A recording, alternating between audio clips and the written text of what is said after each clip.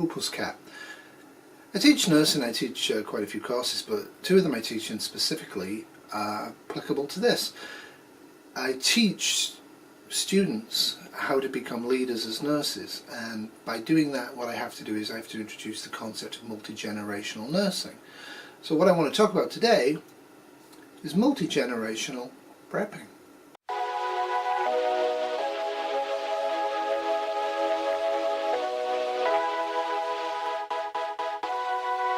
So generally speaking, we think of three generations. We think of children, we think of middle-aged people, and we think of the elderly. But in point of fact, there's actually now 5 generations. And I'm just going to go through what the 5 generations are, and what their needs are, and how you can incorporate them into your prepper group or your mutual assistance group for the benefit of all 5 generations. All 5 have power. The old veterans are dying out, and the baby boomers are getting old and sick and chronically ill. Generation X's are starting to become middle-aged, though a lot of them don't know it yet. Millennials, called Generation Y, are now really starting to become into the workplace as new leaders. Generation Z is now starting to appear. And the exact years for all of this does vary. For example, I'm a 64 baby, but I really don't fall into the boomer group, though I have boomer characteristics. The reason I don't is when I went to my schools, all the classes above me had 50 to 60 children in, and my class had 21. We were the drop down from the post-war generation. So it's trendy, and I've done it, to knock the millennials for being feckless, useless. But it is a stereotype. And I think the key message from this video is for you guys, is that over 50% of the population are now millennials, Generation Y, or Generation Z. Some of them are calling the centenarians, the centenarians, but I don't think that's a good name. They'll come up with something for them. Speaking very, very generally, the veterans are loyal and they want hierarchy and believe in firm chains of command both up and down. Baby boomers are extremely optimistic and believe in a change of command. The hippies, really, in a way. Total users, all about themselves, if you want to be negative. Generation X's are skeptical and believe in self-command. They aren't really of the ability to actually form scientific thoughts very well. So what I mean by that is, you know, your Generation X's are going to be the ones who believe in chemtrails, who believe that NASA's fake and that the Earth's flat. They are, by design, skeptical of their environment. Millennials are somewhat realistic, and they believe in collaboration, not command. Like, they really don't like to be told what to do. At the same time, they seem unable to function unless they're told what to do. So that's the generational thing. And I'll get into how to actually cope with millennials in your group, because they're very different from boomers and veterans. For example, if you tell a millennial, go over there and come back with a wheelbarrow full of firewood, they may or may not come back with a wheelbarrow full of firewood. If you send a veteran over there, they probably will. But if you send a millennial and another age group over there, and they collaborate, not hierarchical, design the work, and you spend some time letting them feel integral to the work and understand the reason for the work, because they're young, they may actually bring back way more firewood than the individualistic boomer or veteran. Generation Z actually have lived with the internet their entire lives. They think of themselves as innovative, and this is key. They refer to their own generation as innovative, enthusiastic, problem-solving hard workers, but they tend to see themselves in depressed, controlled, unoptimistic ways, especially for the future. So that's the other thing with this as well. These are very, very much stereotypes. Stereotypes are widely held but fixed and oversimplified image or idea of a particular type of person or thing. For example, liberals are all mentally ill. Right-wingers are all gun nuts. It's lazy thoughts. You get this all the time in prepping and in life now. You know, all Muslims are homicidal maniacs that want to rape white women and take over the world. whereas in point of fact very, very few of them are like that. And I would also argue there's quite a few people of my skin tone and English background who are also like that. People are people, and yet we like to simplify and put things in boxes. Now, stereotypes can be both positive and negative. For example, preppers have a negative societal stereotype. Preppers are seen as hoarders, furtive, dangerous, gun crazy, writing manifestos, blowing up children in Oklahoma, that type of thing. Whereas other people are seen as good stereotypes, like you see the police as good and powerful and loyal and will sacrifice themselves for you. However, in an shtf event, the stereotypes may not hold up very well. There is always truth to some stereotypes, and stereotypes can be positive. For example, nurses are seen as little angels, where in fact we're not. Point of fact, never rent an apartment to a nurse or a doctor. Generally speaking, stereotyping us all, we're actually fairly dirty little pigs in our homes. People don't know that. This is just a really useless stereotype. It really doesn't capture the abilities and use of these people at all. Especially in grade down if there's no internet, right? Or no electricity. Then what are they going to do? You're given the impression that without a cell phone, these girls can't function. Whereas that actually isn't the case. I find millennials have more and more mental illness, more and more inability to do tasks and work, more and more inability to be critical thinkers. Good news for me is that Generation Z is actually got lower teen pregnancy rates, they're using less drugs, they're doing higher school graduation rates and education rates. Critically, they're also having less debt than Generation Y. These are hard workers who are paying their way as far as they can through life. And yeah, Generation Z has hope. So when you look at the comparison between millennials, Generation Y and Generation Z, when you look at this, these are the perfect characteristics that you want in your prepper group. Generation Z for sure. They can communicate with images, so remember that. Don't just write stuff out. Use images. They like to create new stuff and they like to collaborate with people. But they're future oriented and they're realistic, and a lot of them want to make the world a better place for everybody, not just for themselves. Whereas millennials tend to be very much focused in the now, and they tend to be selfish, and they don't seem to appreciate that everything's me, me, me. And you've seen loads of memes and videos on this online.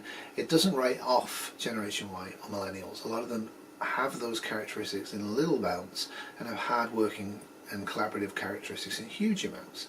People are people, assess people as individuals. Now, as a socialist, this makes me happy, but most of you guys aren't socialists. But I want to point out to you that Generation Z is showing the trends that we've had. That they're more progressive, they are more interested in the government dealing with major problems like water and education and health. They suffered a lot through the 2008 recession, and they remember that. Now in Canada, our Generation Z didn't suffer that much in the 2008 recession. It barely hit large areas of Canada, including Ontario. So our Generation Z, Canadian Generation Z, are going to be more millennial type than American type, which are going to be more hardy and hard-working, and they'll go out there and do the tasks collaboratively. The other thing is, if you're a faith-based prepper group or mutual assistance group, you're running out of people. Christianity and all religions in the first world, which is a terrible term, but in the richer parts of the world, are actually dropping in numbers and becoming less popular. Now obviously, in times of hardship, religion becomes very much the opiate of the people again. But if you are excluding people because they're not of the same religious persuasion of you, over time your group is actually drawing on a smaller and smaller pool of people. So that's something to bear in mind. Religion can be front and centre in a group without excluding other people. It can also be front and centre in a group and be very exclusionary. Think about this a lot. One of the main themes for all 5 generations, once you get into the Generation Y and the Generation Z and the X's to some degree, is that they want to be feeling that they're respected, that they're welcome, that they're wanted, and that they're producing and they're helping. They don't ever really want to feel excluded. Whereas boomers and veterans, just leave me alone. I don't want to talk to you. I don't want a team. I'm doing the work. Go away. Whereas X, Y, and Z, they really need to have a group hug and sit around and chat, right? And they can be extremely productive as long as you understand that. So generally speaking, we are missing out on the under 30-year-olds, the Generation Y, the millennials, and now we're going to miss out on the Generation Z. There are obviously preppers online who are in those categories, and I suggest you support them. But generally speaking, we're not identifying people and bringing them into prepping.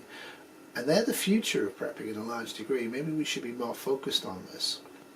The other thing, of course, as we all know, is preppers are fairly rare. There's enough people out there that have maybe a couple of days' food and have thought about it or whatever, maybe have a gun. But the actual number of people actually prepping for a major societal fall is quite small.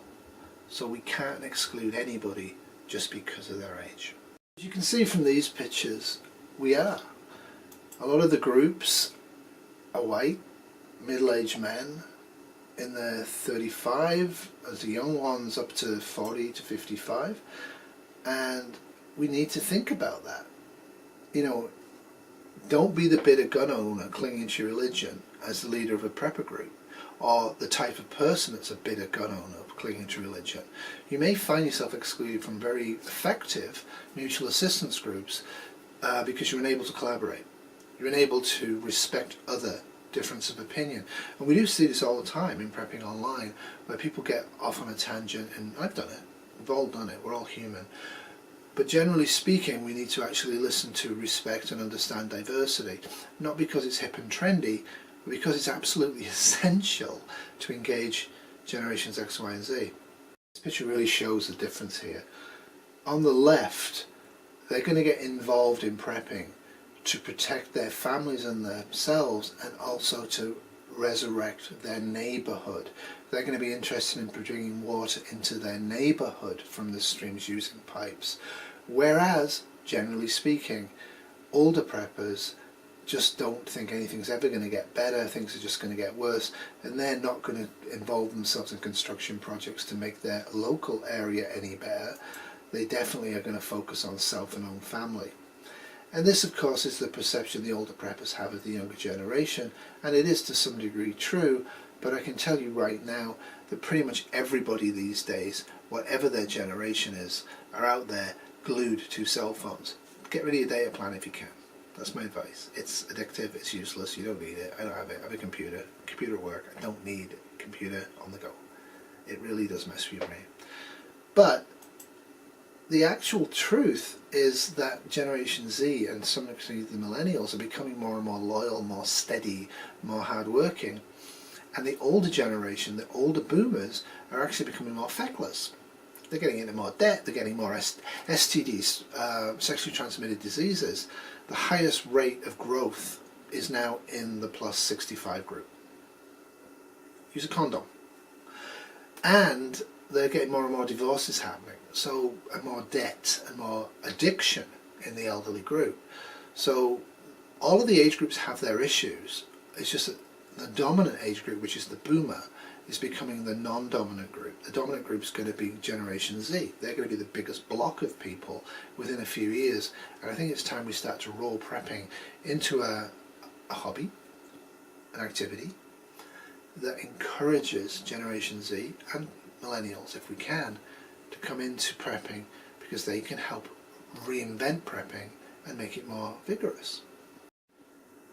The reason they look like this is because they're at a party and they're having fun, and you bring up a real world issue and they look at you because you're not collaborating. You're not collaborating with the activity, which is partying.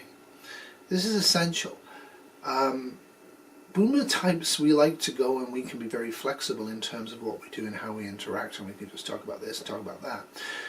The millennials specifically, the Generation Z not as bad, but millennials specifically, very uni-focused, very in the now. So in the now, they're having a good time, they're at the party, you come along and say, so, Trump's thinking that we're going to get attacked by an EMP bomb. Like anybody's going to use an EMP on America, because America will then nuke the heck out of them, so you'd only ever see an EMP attack on America if there's a nuclear war. So even if you harden against EMP, there'll be nuclear bad damage. Logic, right? Logic's a great thing. So yeah, you're going to have to approach these people very differently than how you traditionally approach your own peer group if you're a boomer. So of course, I featured it before, Greta is typical of the Z generation. They find causes to make the world better for others, and they're very strongly attached to them. They research them, they go out of their way, they will suffer for their causes, so they will work very hard for their causes. If their cause is to create a local community that can help protect and survive the bigger community, I can bet they'll be interested. And if you've got kids, this may be more of the approach you might need to use. If with kids you're using the approach that they're small soldiers and you're the sergeant and you're telling them what to do and teaching them what to do, if they don't like you or they're frightened of you, that'll work for a while. But if you've got kids, you actually want to have a good relationship with them in their teenage years and their early adolescent and their late adult areas, right? Consider this, they're Z's right now. They're hardworking, they're realistic, they understand the bigger picture, but what they actually really want to do is help their community, not just their family.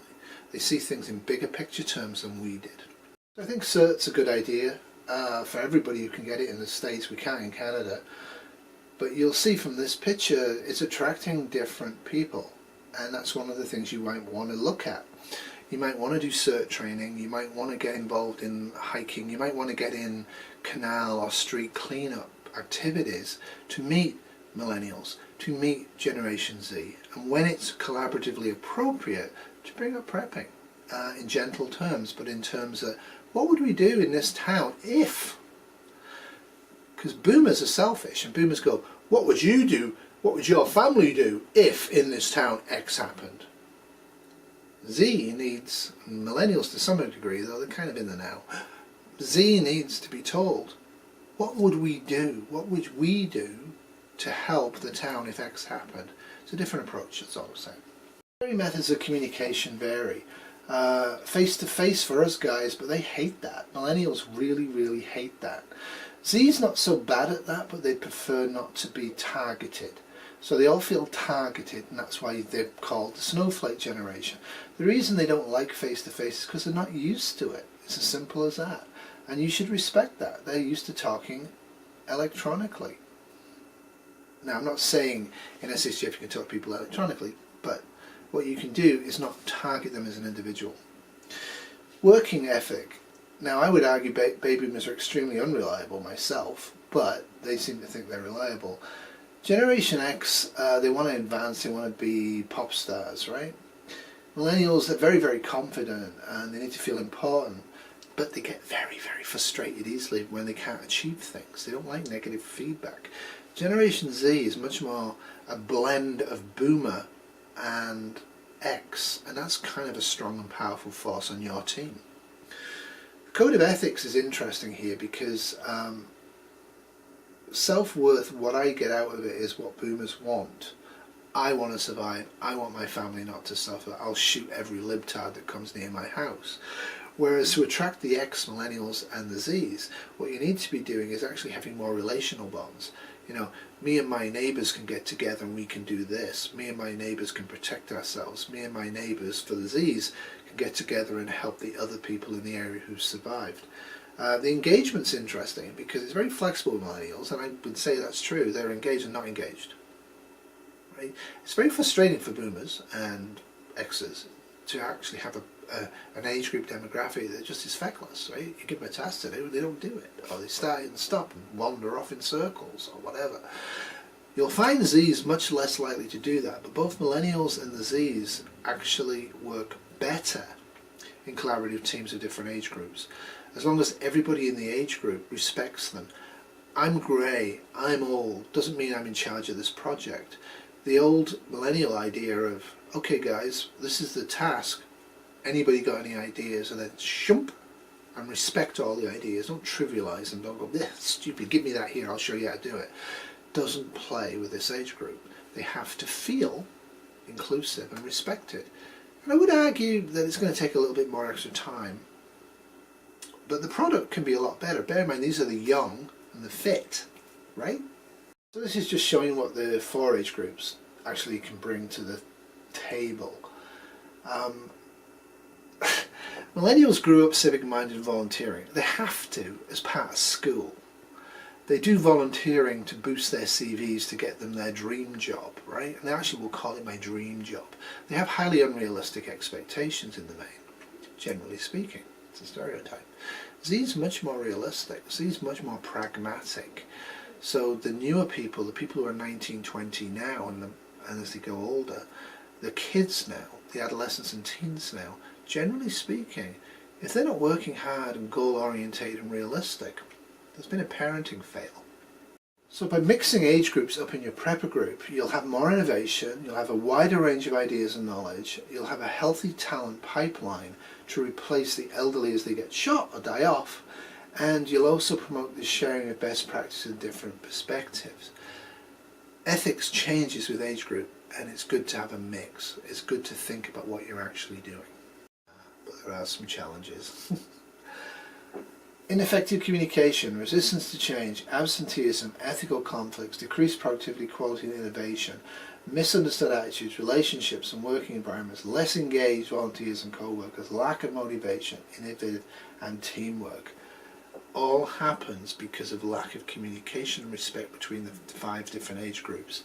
You have to understand that when you tell a 50-year-old guy to go and get the firewood, it's not the same as telling a 20-year-old to get it. It's not because one's better than the other, it's because they approach work differently, they have a different ethos. You have to understand that. If you are a group leader or one of the group leaders, hopefully one of the group leaders of a mutual assistance or a prepper group or a bug out group, you need to understand if you don't capture the under 30-year-olds, you're going to die off. Now, maybe shtf will happen tomorrow, it doesn't matter. It still matters because the whole point of this is to survive. So 25 years from now after shtf, you better have young, talented people now in their 40s who can take over leadership tasks, right? So a lot of workplaces are having issues with this right now. Everything is changing very, very rapidly. People are having to do more and more with less and less. Efficiency is draining lifeblood out of people. You know, I didn't sign up for work not to have vacation and days off and not to be paged at night. The expectation now is on the job 24/7.